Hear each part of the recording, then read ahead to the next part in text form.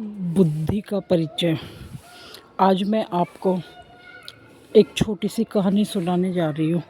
आपको शायद पसंद आएगी। कहानी इस प्रकार है। एक गांव में एक छोटा सा परिवार रहता था और पति पत्नी और उनका बेटा।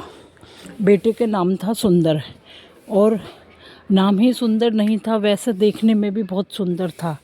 और उसके पिता खेती करके अपना गुजर बस कर लेते थे और बेटा बहुत बुद्धिमान था।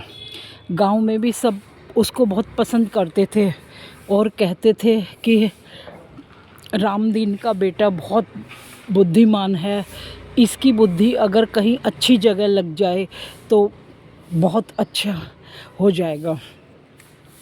माँ बाप बहुत सपने देखते थे अपने बेटे के बड़े होने के, कि बेटा बड़ा हो जाएगा, और बाप हमेशा यही कोशिश करता था कि कैसे मैं अपने बेटे को पढ़ने के लिए शहर भेजूं।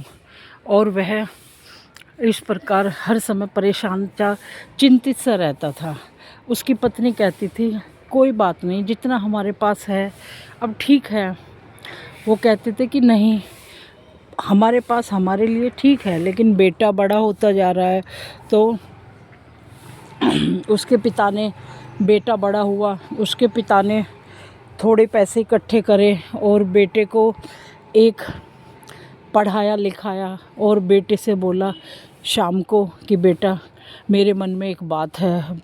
बेटा बोला कि बताओ पिताजी। तो सुंदर ने कहा, वो पिता ने कहा कि मैं चाहता हूँ कि तू शहर में पढ़े लिखे और अच्छी जॉब करे, ताकि हमारा भी बुढ़ापा संवर जाए। बेटा कहने लगा कि पिताजी, सोचता तो मैं भी यही हूँ, लेकिन शहर के लिए तो बहुत पैसा चाहिएगा। तो पिता ने कहा कि कोई बात नहीं, और शहर में मैं रुकूंगा भी किसके पास। तो पिता ने अपने एक जानकार का एड्रेस दे दिया और बेटे को थोड़े से पैसे देकर और उसको विदा कर दिया। माँ बहुत परेशान थी। माँ को पिता ने कहा कि देख, अपना थोड़ा दिल कैड़ा कर, अगर हमारा बच्चा कामयाब हो गया तो हमारी भी ज़िंदगी संवर जाएगी। उसकी तो संवरेगी ही, लेकिन हमारी भी संवर जाएगी। तो जैसे तैसे करके अपना पिता ने इंतज़ाम किया। गांव में कुछ लोग कहते कि भाई इस सुंदर की शादी कर दो, बड़ा हो गया। तो पिता कहता, अभी नहीं करूँगा, जब तक ये अपने पैरों पे खड़ा नहीं हो जाता तब मैं शादी करूँगा। तो कोई बात नहीं, फिर वह शहर चला गया और उसने जिसका एड्रेस पिता ने दिया था और उसको उसका घर ढूंढते ढूंढते वहाँ पहुँचा। पता चला कि उनकी तो मृत्यु हो गई काफ़ी दिन पहले। वो बड़ा परेशान हुआ और धीरे धीरे उसके पैसे भी ख़त्म होने लगे। काम मिला नहीं, लेकिन पैसे तो ख़त्म होते ही भाई। और वो बड़ा परेशान होने लगा कि अब मैं अपने माता पिता को क्या कहूँगा, उन्होंने तो मुझे बहुत उम्मीद पे भेजा है। तो कहने लगा, बड़ा परेशान। फिर उसने सोचा कि चलो, उम्मीद पे ही दुनिया कायम है, मैं मेहनत करता हूँ, कुछ तो मैं करूँगा, ऐसे तो मैं हार नहीं मानूँगा। तो उस शहर के जो राजा थे, वो उनकी सवारी वहाँ से निकली और वह देख रहा था और सब बात कर रहे थे कि आदमी, राजा को बिल्ली बहुत प्यारी थी। वह अपनी गोद में बिल्ली लेके और अपने उस पे रथ से जा रहा था। तो वहाँ जो उनके साथ, राजा के साथ जो जितने भी आदमी थे, तो वो कहने लगे कि अरे भाई, कमाने वाला तो मरे हुए चूहे से भी पैसे कमा जाता है, ऐसी कोई बात नहीं है। और सुंदर सुन रहा था कि सुंदर सारी बातें कि अगर आदमी कमाने पर आ जाए तो कैसे भी कमा सकता है, उसमें कोई ऐसी बड़ी बात नहीं है, तो आदमी का मन होना चाहिए। तो वहाँ बैठा सुंदर सारी बात सुन रहा था और सुंदर ने दिमाग लगाया कि इसने ऐसे क्यों कहा, मरे हुए चूहे से कैसे पैसे कमा सकते हैं। भाई ये तो मेरे दिमाग से बाहर का मामला है, तो कोई बात नहीं। तो थोड़ी देर बाद क्या देखते हैं कि राजा की गोद से कूदकर बिल्ली, फूल वहाँ काफ़ी बागीचा था उसमें चली गई। अब राजा बड़ा परेशान। राजा ने सोचा कि मेरी बिल्ली कैसे आए और वो लोग भी परेशान। तो सुंदर वहाँ बैठा सब चीज़ देख रहा था। तो उसने सोचा, उसके दिमाग में बार बार यही बातें घूम रही थी कि मरे हुए चूहे से भी पैसे कमाए जाते हैं, मरे हुए चूहे से भी पैसे कमाए जाते हैं।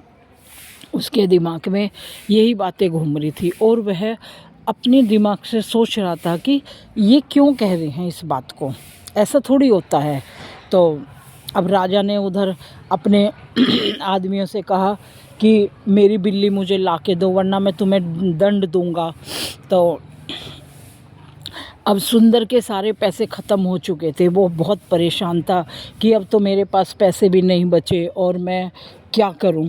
तो उसे याद आया कि गांव के लोग कहते थे, भाई तुम्हारे सुंदर में बहुत बुद्धि है, बहुत बुद्धिमान है और देखना वो एक दिन बहुत बड़ा आदमी बनेगा। तो कि ऐसे कैसे कहते थे। तो फिर उसने दिमाग लगाया। कुछ देर बाद उसने मरे हुए चूहे की पूंछ में रस्सी बांधी और कि कैसे राजा की बिल्ली वापस आए। मरे हुए चूहे की पूंछ में रस्सी बांधी और उस चूहे को ऐसे लटका के उसी बागीचे में जिसमें वो बिल्ली गई थी और घूमने लगा। और जैसे ही बिल्ली ने चूहा देखा तुरंत भाग कर आई वो और उसे बिल्ली को राजा को सौंप दिया। इस प्रकार बिल्ली राजा बहुत खुश हुआ और उसने राजा को बिल्ली दे दी और राजा बड़ा खुश हुआ। और राजा ने उस सुंदर को बुलाकर एक चांदी का सिक्का दिया और बोला कि तुम एक दिन बहुत बड़े आदमी बनोगे क्योंकि तुम्हारे अंदर सोच और जुनून बहुत ज़्यादा है और मुझे ऐसे ही आदमी की ज़रूरत है। क्या तुम मेरे पास नौकरी करोगे? और सुंदर का खुशी का ठिकाना नहीं रहा। वह इतना खुश हुआ और उसने ऊपर देख के भगवान का शुक्रिया अदा किया और उसकी सारी देखते देखते उसकी सारी परेशानी दूर हो गई और वह खुशी के मारे उछल पड़ा। और उसने सोचा कि अब मैं इतना कमाऊंगा और अपनी बुद्धि से राजा के इतने काम करूंगा जो भी होगा ताकि मैं बहुत अमीर बन जाऊं। और देखते देखते वह अमीर बन गया और कुछ समय पश्चात वह अपने माता पिता को भी शहर ले आया और मेहनत करके पैसा जोड़ा सारा। और इस प्रकार माता पिता और सुंदर खुशी खुशी अपना जीवन व्यतीत करने लगे। तो दोस्तों, इस कहानी से क्या हमें शिक्षा मिलती है कि अगर मन में जुनून हो कुछ करने की तो हम उस काम को कर जाते हैं। अगर कहानी पसंद आए तो लाइक और सब्सक्राइब करना। मिलते हैं कल अगली कहानी में।